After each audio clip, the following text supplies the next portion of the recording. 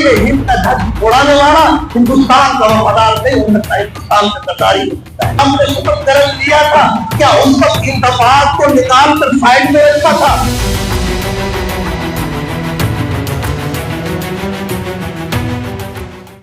اب تھوڑا قانون کا بھی مطالعہ کیا کریں، قانون کا بھی مطالعہ کیا کریں۔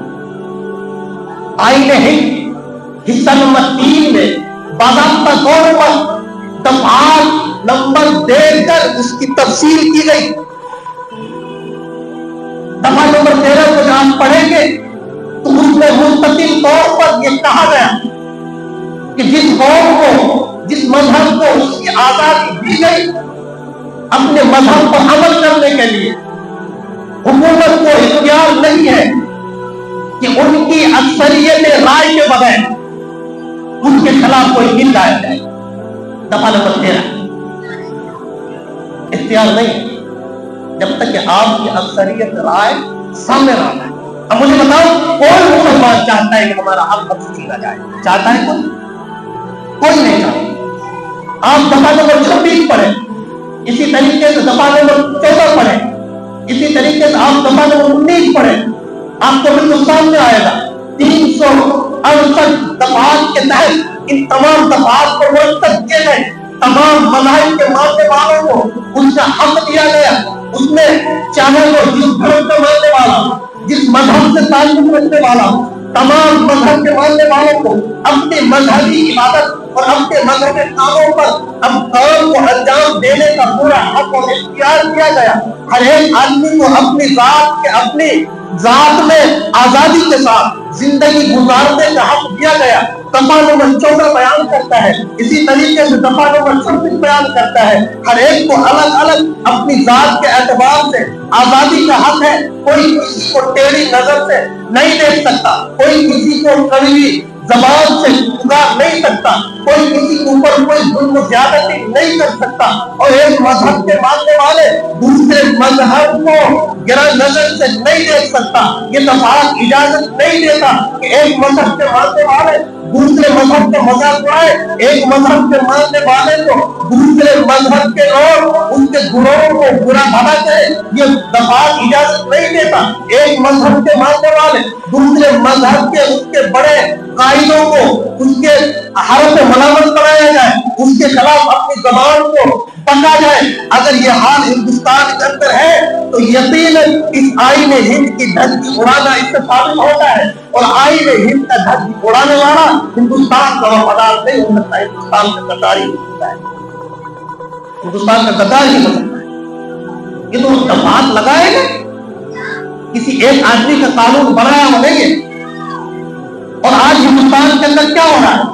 اگر ان دفعات کے خلاف کوئی اپنی آواز کو اٹھا رہا ہے، اگر وہ بول رہا ہے، تو ان کتوں کے پیچھے ان حکومت ہند کا سب سے بڑا سایہ پڑا ہوا ہے، جو اپنی زبان پر تالا نہیں لگاتا، کیونکہ ان کا نشانہ بھی اسی مسلمان قوم کی مذہبی آزادی کو بند کرنا ہے۔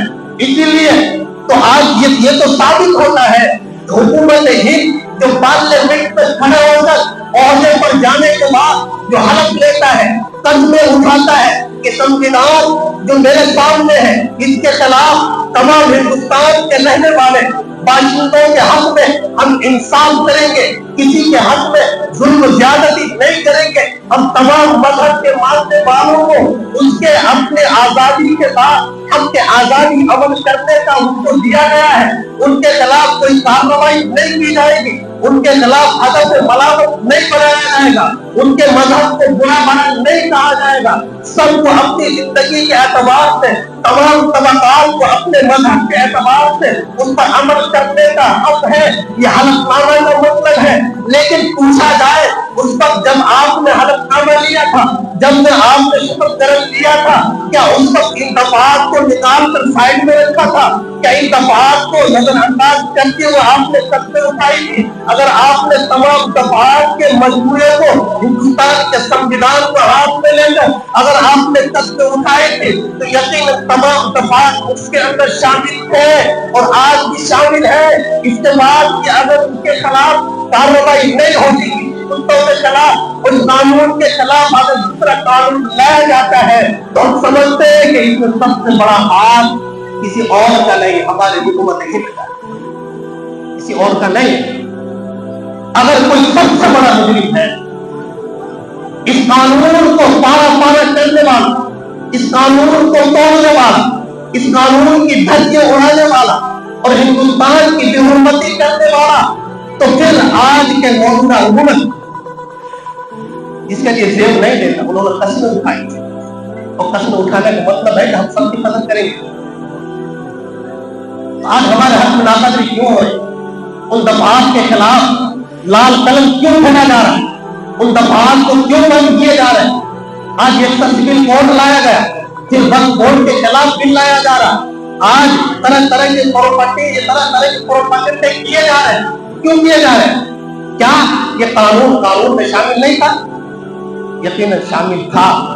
اس کے باوجود بھی اگر لایا جا رہا ہے تو یقیناً اس ہندوستان کے سموِدھان کے خلاف ہے۔ اور ہم مسلمان ہندوستان کے اندر رہتے ہوئے، جہاں ہم ایک ہاتھ میں اپنے قرآن کو لے کر قرآن پر عمل کرتے ہیں، تو ہمارا ایک دوسرا عمل ہندوستان میں رہتے ہوئے، ہندوستانی ہونے کے ناطے دوسرا ہاتھ میں ہمارا ہندوستان کا سموِدھان بھی ہے۔ جہاں ہم قرآن کی حفاظت چاہتے ہیں، وہیں پر ہم سموِدھان کی حفاظت